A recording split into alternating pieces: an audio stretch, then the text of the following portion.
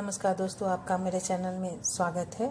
और आज अब्दुल कलाम की श्रृंखला में जो पहली कहानी है उनके जीवन से जुड़ी हुई, वो है सारी नौकाएं डूब गईं।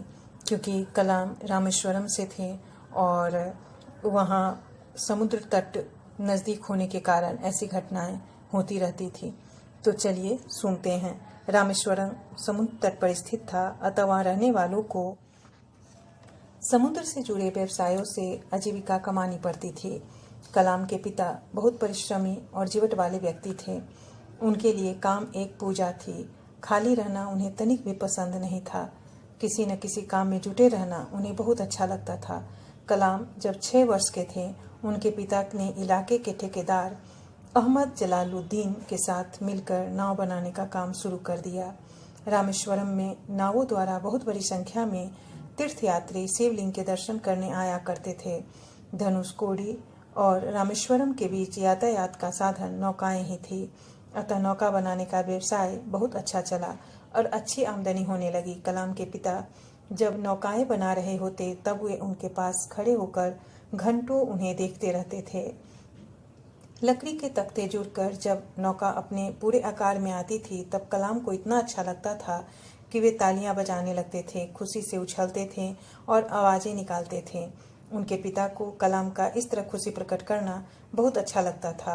अहमद जलालुद्दीन सब नौकाओं को किराए पर देकर मल्लाहों से मोटी रकम लेते थे। शाम को यह रकम अहमद जलालुद्दीन और कलाम के पिता के बीच बांट ली जाती थी। इस प्रकार दोनों परिवारों के दिन अच्छे बीत रहे थे। दोनों परिवारों की आमदनी बढ़ती देख लोग चर्चा करने लगे थे। इसी बीच कलाम की बड़ी बहन जोहरा को जलालुद्दीन पसंद आ गए और कलाम के पिता ने जोहरा का विवाह जलालुद्दीन के साथ कर दिया। काफी दिनों तक नावों के व्यवसाय से दोनों घरानों को बहुत लाभ पहुंचा। घर में खुशियां बिखरी पड़ी थीं। कलाम और उनके सभी भाई बहन बहुत प्रसन्न थे। माँ और पिता दोनों अपने बच्चों को खुशियों और व्यवसाय की तरक्की देखकर बहुत सुखी थे। एक दिन समुद्र में भीषण तूफान आया। 100 मील प्रति घंटे से भी ज्यादा रफ्तार का तूफान।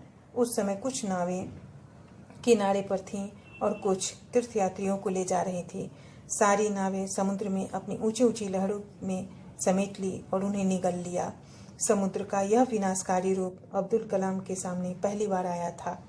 वे तो समुद्र को जीवन और सौंदर्य का भंडार मानते थे।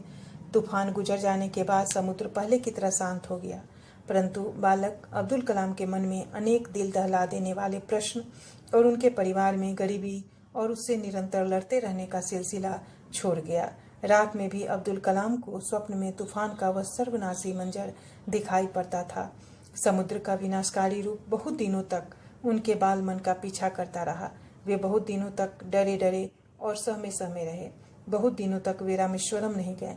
बहुत दिनों तक समुद्र की ओर जी भरकर देखने की हिम्मत नहीं जुटा सके। परंतु समुद्र तो रामेश्वरम वासियों का जीवन का हिस्सा था। उसने बहुत दिनों तक नहीं बचा जा सकता था। अब्दुल कलाम भी अधिक दिनों तक नहीं बच पाए।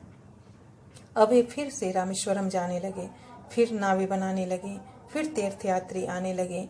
तीर्थयात्री से भरी नावें सागर की लहरों पर फिर हिचकोले खाती हुई रामेश्वरम से धनुषकोडी और धनुषकोडी से रामेश्वरम आने जाने लगी।